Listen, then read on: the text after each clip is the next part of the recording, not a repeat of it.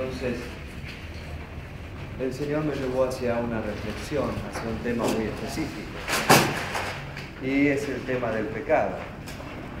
Y me dijo el Señor que qué iba a hacer con este tema. Había desaparecido de la mayoría de los púlpitos. Me dijo, ¿va a desaparecer del tuyo también o te vas a animar a predicar? Y entonces fuimos a la palabra de Dios y a un pasaje muy especial en 1 Corintios capítulo 10, en donde nosotros podemos ver 5 pecados que comete Israel, que son los pecados por los cuales Israel queda postrado en el desierto. Dice ahí que a causa de estos pecados Dios no se agradó de Israel y por lo tanto no pudieron llegar a la tierra prometida, quedaron postrados en el desierto. Y entonces vamos a recorrer un poco la lectura en 1 Corintios 10. Fuimos preparando ese mensaje para predicar en la iglesia. Cuando uno predica sobre el pecado, esto muchas veces despierta algunos problemitas, ¿sí? Ya hoy muchos hermanos dicen mejor no mencionarla la palabra, mejor decir un yerro, una falla, una falta, porque hay personas que se ofenden, pero sin embargo en la palabra de Dios sigue figurando el pecado como pecado y sigue siendo un mal tan grande que termina separando al hombre de Dios definitivamente. Entonces vamos a ir a 1 Corintios capítulo 10 y ahí vamos a tener una lectura de la palabra de Dios en esta mañana. ¿Sí? Hermanos, que ignoréis que nuestros padres todos estuvieron bajo la nube y todos pasaron el mar. Y todos en Moisés fueron bautizados en la nube y en el mar. Y todos comieron el mismo alimento espiritual. Y todos bebieron la misma bebida espiritual, porque bebían de la roca espiritual que los seguía, y la roca era Cristo. Pero de los más de ellos no se agradó Dios, por lo cual quedaron postrados en el desierto.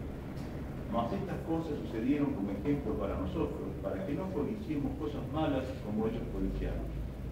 Ni seáis idólatras como alguno de ellos, según está escrito, se sentó el pueblo a comer y a beber y se levantó a jugar. Ni forniquemos como algunos de ellos fornicaron, y cayeron en un día 23.000. Ni tentemos al Señor como también algunos de ellos le tentaron y perecieron por las serpientes. Ni murmuréis como algunos de ellos murmuraron y perecieron por el destructor. Y estas cosas les acontecieron como ejemplo y están escritas para amonestarnos a nosotros, a quienes han alcanzado los fines de los siglos. Así que el que piensa estar firme, mire que no caiga. Bueno, Tremenda la lectura, ¿verdad? La carta del apóstol Pablo. Él está diciendo primero que todos nuestros padres, dicen nuestros antepasados, todos fueron bautizados en Moisés, fueron bautizados en la nube y en el mar.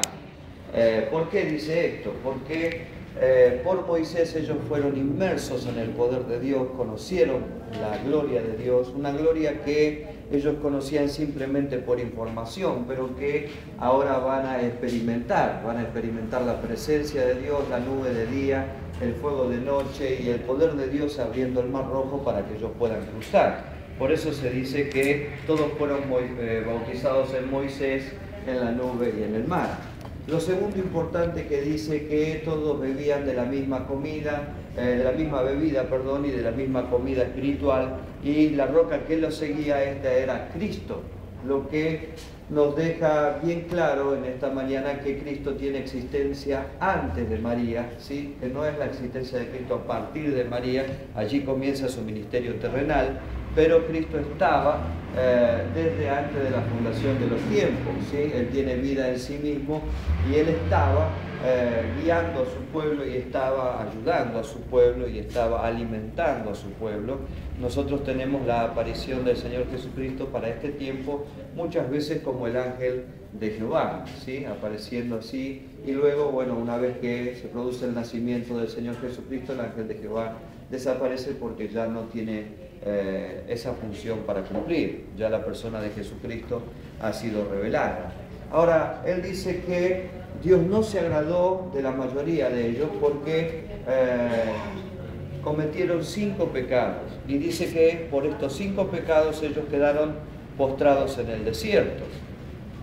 Ustedes saben que la generación que sale de Egipto no llega a la tierra prometida, solamente entran sus hijos porque ellos quedan todos sepultados en el desierto a causa de su dureza, de su infidelidad y a causa de, como dice Pablo, de sus pecados. Ahora, él menciona 5 pecados acá que Israel va a cometer y que es bueno que nosotros repasemos. El primero de esos pecados es la codicia. ¿Qué es la codicia? La codicia es el afán que una persona tiene por alcanzar un bien o alguna cosa por el cual está dispuesto a quebrantar las leyes de Dios y las leyes de los hombres. ¿Sí? Está dispuesto a hacer cualquier cosa con tal de llegar a ese objetivo. ¿Sí? Jesús dijo que si un hombre mira a una mujer en su corazón y la está codiciando, ya está adulterando, ya quiere tenerla, va a fabricar la oportunidad sin lugar a dudas para poder concretar ese pecado. Hoy entramos en una loca carrera dentro de la iglesia y muchos hermanos están desesperados por tener un auto último modelo o una casa con todo el confort, y esto no está mal, no estoy diciendo que esté mal, pero a veces usamos medios que no son los medios que Dios quiere que usemos. Dios usa medios santos para llegar a fines santos. Nunca Dios usa medios vulgares para llegar a fines santos. Siempre Dios usa medios santos para llegar a fines santos. Y entonces, como no podemos comprar ese artefacto quizás en una casa de electrodomésticos porque sale muy caro, lo compramos de segunda mano. ¿Usted me entiende? ¿Sí? Y entonces yo hablé con un hermano una vez y él me dijo, pero yo no lo robo. Pero bueno, no lo robas, pero estás financiando el robo. ¿Qué pasaría si nadie compraría un artículo robado? Se terminaría el robo, sencillamente. Así que muchas veces con nuestro afán desmedido y con querer tener las cosas sea como sea, nosotros estamos financiando el robo, estamos financiando para que las personas puedan delinquir, y nosotros también nos convertimos en delincuentes porque estamos formando parte de una sociedad perversa, ¿sí? Lo mismo pasa con los repuestos para los coches y con tantas cosas que a veces nosotros nos desesperamos por tener, y al no tenerlo en forma legal, muchas veces usamos un atajo para poder conseguirlo. La codicia llevó al pueblo de Israel a llevarse más de la cuenta, tesoros más de la cuenta de Egipto, que le van a servir para mayor pecado todavía. Porque todo lo que ocupa el lugar del Señor termina por hacernos caer, termina por hacernos flaquear, y entonces esto va a terminar en un pecado mucho más grande. La codicia en hebreo es la palabra chamar, y es la palabra que está definiendo ahí a la codicia. El segundo pecado que ellos van a cometer es el pecado de idolatría. Y aquí es donde la codicia juega un papel realmente muy importante. ¿Sí? Ellos van a estar detenidos a lo largo de un año en el monte Sinaí o a los pies del monte Sinaí. Ahí van a tener un encuentro con el Señor, una revelación especial del poder de Dios. Y Moisés va a subir a la cima de la montaña para tener un encuentro especial con Dios. En ese encuentro suben también los ancianos de Israel y sube también Josué. Pero al sexto día los ancianos de Israel terminan por tomar la decisión de volverse. Dicen, bueno, Moisés se perdió en la montaña, mejor bajamos y hacemos lo que mejor nos parezca. Josué se queda ahí esperando a Moisés como fiel servidor que es, y Moisés va a estar envuelto en la presencia de Dios por 40 días más, en donde va a recibir la tabla de la ley y va a recibir también el diseño del tabernáculo y todas las cosas inherentes a la ley. Ahora, ellos bajan, y cuando bajan le piden a Israel que saque todo lo que ha traído de Egipto. ¿Y para qué le sirve lo que ha traído de Egipto? Para fabricar un becerro de oro. Y entonces poder adorarlo y poder recuperar un poco de los dioses que tenían cuando estaban en esclavitud, cuando estaban en servidumbre. La idolatría es un pecado realmente muy grave. Nosotros vamos a decir, bueno, pastor, pero yo no tengo en casa la imagen del Gauchito Gil, ni tengo tampoco la de Satanudos, ni la imagen de ninguna virgen, ni ninguna cosa de estas. Pero a veces nosotros hacemos idolatría de cosas materiales, ¿sí? De nuestro vehículo, de nuestra casa, ¿sí? Y todo lo que se sienta en el lugar del Señor lo terminamos perdiendo. A veces hacemos idolatría de nuestros hijos. Conocí el caso de una hermana que ella colgó sobre la cuna de su bebé: mi hijo es mío y nadie me lo toca. Todos los hermanos que entraban en la casa veían ese cartelón que ella había puesto sobre la cuna del bebé. Lamentablemente el bebé enfermó gravemente, fue a parar a casa cuna, donde estuvo un tiempo y después partió con el Señor. Y la única que podía entrar en todo ese tiempo para atenderlo y para cuidarlo y para acompañarlo, porque la enfermedad era infecto-contagiosa y muy peligrosa, fue la madre. No hay nada que pueda ocupar el lugar del Señor, porque todo lo que se sienta en el trono del Señor lo terminamos perdiendo. Hay quienes hacen idolatría con su esposo, con su esposa, y lo terminan perdiendo. Hay quienes hacen idolatría con su iglesia, con su pastor, y entonces todo esto no ayuda, todo esto hace caer a las personas y nos hace caer a nosotros con ellos también. En el trono, dice Apocalipsis, había uno sentado. Y ese uno sentado que está en el trono tiene que ser, debe ser el Señor Jesucristo. Nadie más tiene que estar allí, porque todo lo que ocupe el trono, el lugar del Señor, está constituyendo una idolatría. Aunque nosotros no tengamos una imagen, ni tengamos un muñequito en casa, ni ninguna de estas cosas, pero está ocupando el lugar del Señor y está convirtiéndose en un ídolo que nos va a derribar tarde o temprano. El tercer pecado que ellos van a cometer allí es el pecado de fornicación. En griego, porneia.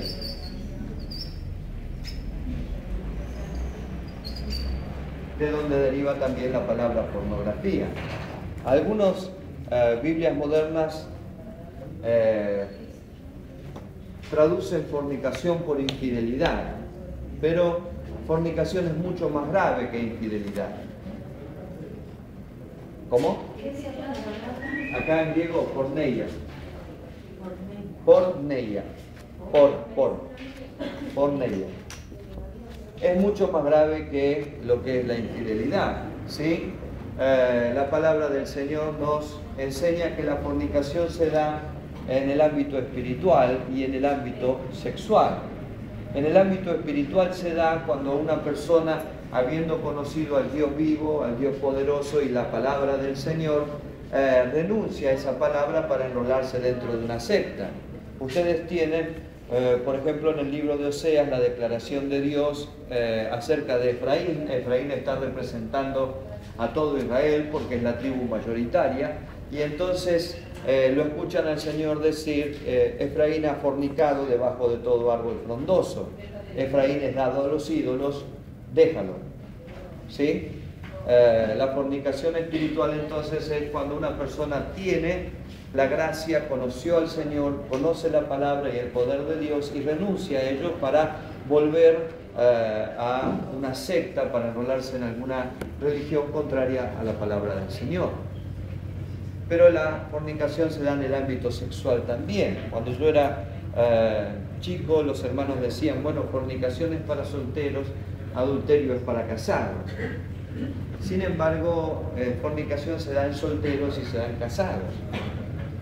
Y es un pecado grave que el apóstol Pablo dice atenta contra nuestro propio cuerpo, porque fornicación quiere decir corromper. Corrompe nuestro propio cuerpo. Y entonces cuando un soltero o casado recurre a pornografía, entonces él está fornicando. Cuando un soltero o un casado recurre a una mujer de la vida, o como se usa ahora, a un hombre de la vida, entonces está fornicando. Cuando dentro del matrimonio la relación no es pura y entonces se mezclan relaciones que no son puras, como las que nos menciona Romanos capítulo 1, entonces esto es fornicación. Y se da tanto en solteros como en casados. Cuando fornicó espiritualmente, nosotros lo vimos en el libro de Oseas, pero cuando fornicó sexualmente, allí se nos dice que 23.000 cayeron a causa de la fornicación. A partir del capítulo 21 del libro de Números, nosotros tenemos el relato acerca de un profeta sirio que es comprado con dinero para maldecir al pueblo del Señor. Dios no se lo permite, él se llama Balaam y está contratado por Balac, pero Dios no le permite maldecir al pueblo del Señor. En 3 ocasiones él lo único que puede hacer es bendecir al pueblo, pero antes de irse, como Balac le dice: yo te dije que te iba a honrar y ahora no te voy a honrar nada, te dije que te iba a dar dones y dinero y no te doy nada, la tentación es grande y le dice: mira, yo no lo pude maldecir, pero si vos lo querés ver derrotado, mézclalo con mujeres de otros pueblos. El consejo surte efecto porque ellos se mezclan con mujeres que les trae Balac y Dios castiga a Israel, 23.000 mueren. Después va a morir Balac porque Dios va a tomar justicia sobre él y en una batalla de Israel él va a perder la vida. Pero mientras tanto, con su consejo de fornicación ha hecho caer a Israel y ha hecho que 23.000 del pueblo del Señor queden allí postrados en el desierto. Esto es un problema grave hoy en día. La cantidad de personas que llegan en este estado a la iglesia es realmente alarmante. Y más alarmante es la cantidad de cristianos que retroceden espiritualmente y se involucran con este pecado, y así quieren cantar, y así quieren predicar, y así quieren servir al Señor, y si uno no les da lugar, se van.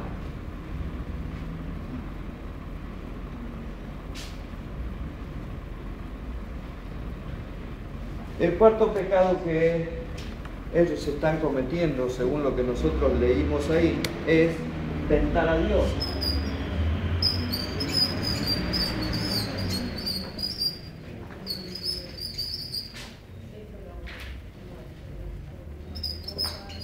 Y ahí usa la palabra peirazo,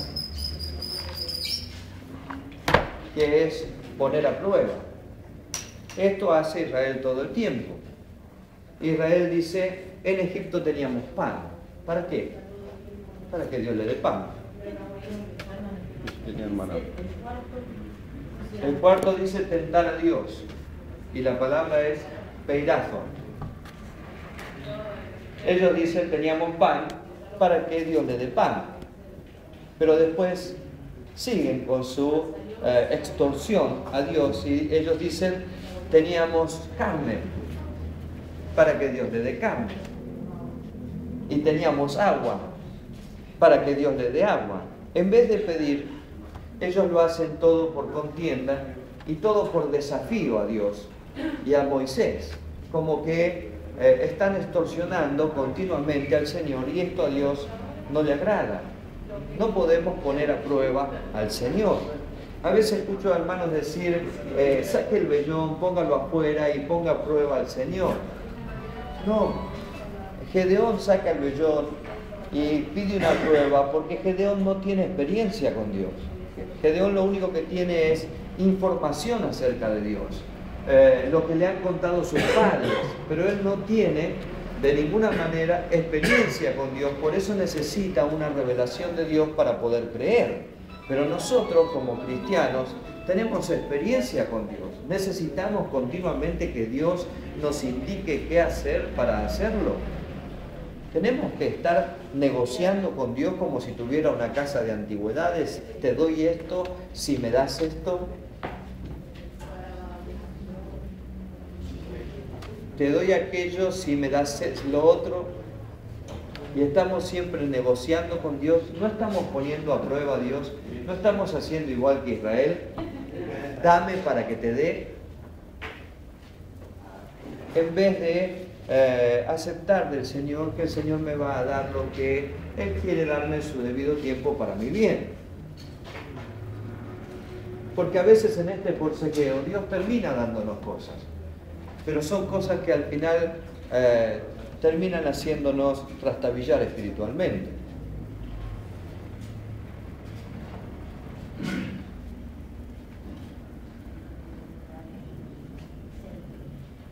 Hoy se usa mucho hacer pactos y entonces usted pone un pacto de 1000 para que su hijo salga de las drogas. Esto es tentar a Dios, poner a prueba a Dios. Dios no necesita un pacto de 1000, ni de 500, ni de 100, ni de 1. Necesita el pacto de tu corazón para orar.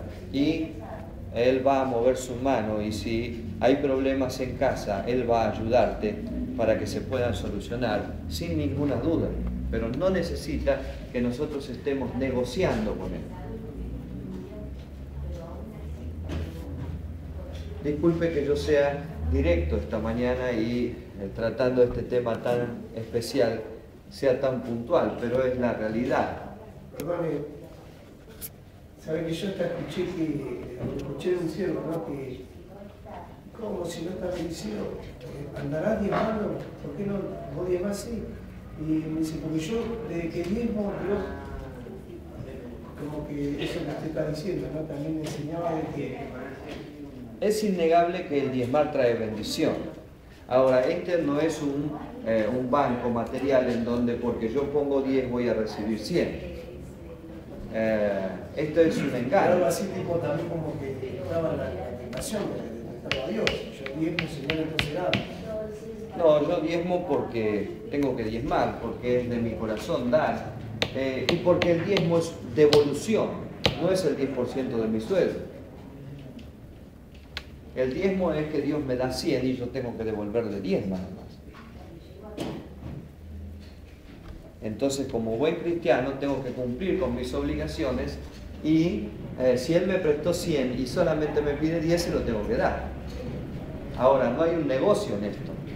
No porque yo tengo asegurada mi economía. Doy porque es mi obligación como cristiano, como hijo de Dios, porque lo hago por amor, porque lo siento, pero no hay ningún pacto ahí en el que yo tenga que ser sustentado económicamente. Pablo dice, yo he vivido en escasez y he sabido vivir también en abundancia. ¿Cómo podemos entonces compaginar esos versículos? ¿No había diezmado Pablo que tuvo tiempo de escasez?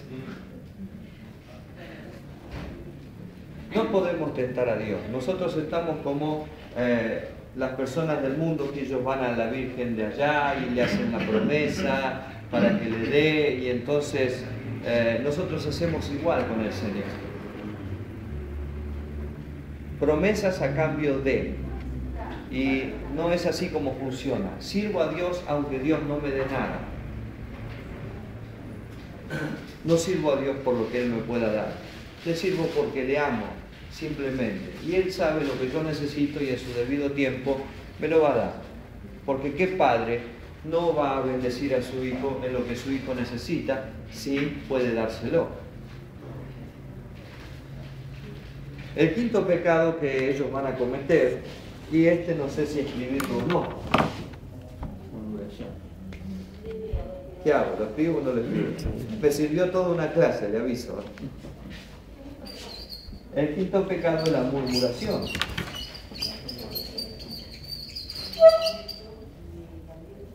Esto está muy enraizado en ellos, ¿sí? Y en nosotros también, porque somos argentinos y nos gusta comer asado con fuego. Y entonces cada vez que nos sentamos en una mesa es para despellejar a alguien. Sí, pero lo hacemos para que el otro ore. ¿Cuántas sonrisas, no? ¿Cuántas veces nos contamos? Te lo cuento para que ores. Y ahí viene el chisme. Israel hace esto continuamente. Y quiero decirle que a veces lo hace con razón. Pero sin embargo Dios no está de acuerdo con el sistema. Cuando Israel murmura de Moisés, ellos dicen Moisés tomó una mujer que no es del pueblo de Dios. Y es cierto, la Biblia dice que era una mujer cusita, lo que traducido es africana, negra, ¿sí? No era parte del pueblo del Señor, así que tenían toda la razón en quejarse.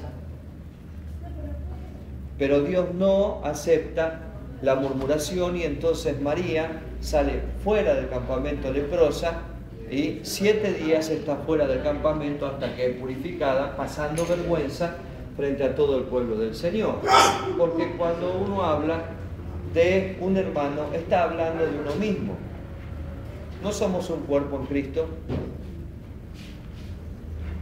Cuando hablamos de un pastor, hablamos del Señor. Porque somos todos un cuerpo con el Señor. Así que cuando hablamos de un pastor o hablamos de un ministerio, de una iglesia o de un hermano, estamos hablando del Señor y estamos hablando mal de nosotros mismos. Hasta a veces de los púlpitos hoy se escucha con nombre y apellido, cuando el púlpito tiene que ser para predicar la palabra de Dios y solamente la palabra de Dios. Después Dios va a pesar las acciones de cada uno y Él va a juzgar, pero yo no tengo por qué meterme en esto. Digo que las personas del mundo suelen tener más respeto por sus iglesias que nosotros. ¿Qué hacen ellos cuando pasan por una iglesia? Señal de respeto, ¿verdad? O pasan por una imagen de la que les es devoto o no. Ellos se persignan como una cuestión de respeto, de reverencia a lo que ellos están creyendo. ¿Nosotros qué hacemos cuando pasamos por la puerta de una iglesia?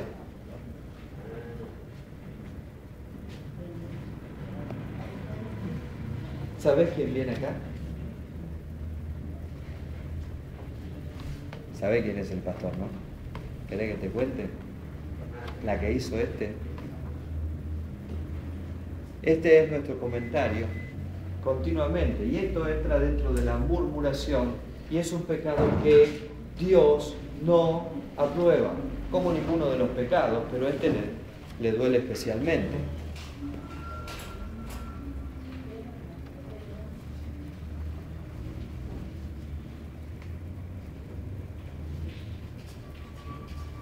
Esta es una práctica que debemos erradicar. Yo conocí a un pastor, él ya está con el Señor, y cuando alguien se acercaba a decirle algo, era el pastor Miguel Cuatela, y puedo nombrarlo porque estoy destacando una virtud de él, él decía, no me lo cuente, yo tengo mucho con lo mío, dígaselo al Señor.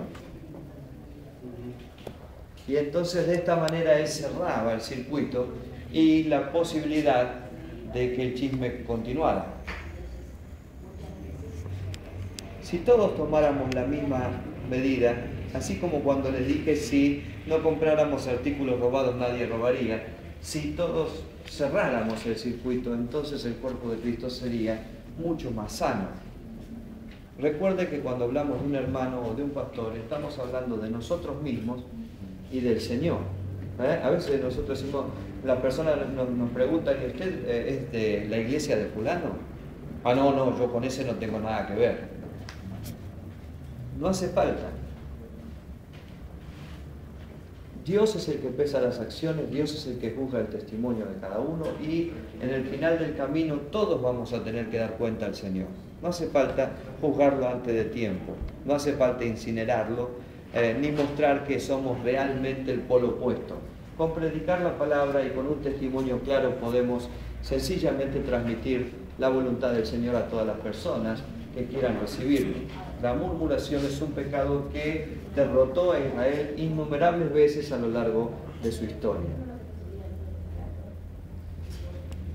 El apóstol Pablo dice que por causa de estos 5 pecados ellos quedaron postrados en el desierto, Dios no se agradó de ellos. Y como le está hablando a la iglesia de Corinto, que está en el centro del libertinaje y del pecado, le está hablando bastante fuerte. Y por si alguno se siente ofendido, como hoy en día algunos se sienten ofendidos cuando la palabra es punzante, es aguda, entonces él dice, si ustedes piensan que están firmes, que no tienen nada de esto, entonces cuídense. Fíjense en que no vayan a caer. Porque esto el Señor lo dejó para nuestro ejemplo, para que no repitamos los errores que Israel tuvo, por los cuales no alcanzó la bendición. No sea que nosotros también quedemos postrados en este desierto y no podamos alcanzar la bendición de estar un día en la presencia del Señor. Muy bien, hermano.